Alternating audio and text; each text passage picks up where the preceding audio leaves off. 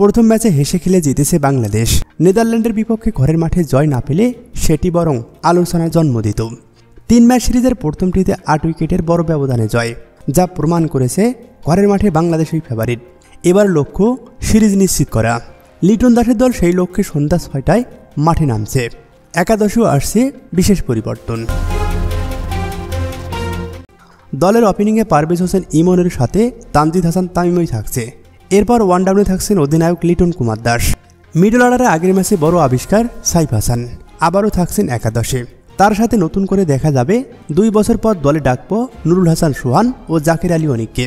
তবে কথা হচ্ছে নুরুল হাসান সোহান ইন হলে বাদ পড়তে পারেন তাওহিদ হৃদয়। স্পিন বিভাগ সামলাবেন রিশাদ হোসেন ও শেখ মেহেদী।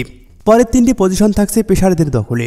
সেক্ষেত্রে আগের ম্যাচে দুর্দান্ত পারফর্ম করা তাসকিন আহমেদ, মোস্তাফিজুর রহমান ও শরীফুল ইসলাম। পরিশেষে বাংলাদেশ সিরিজ জয় করবে, এটাই প্রত্যাশা।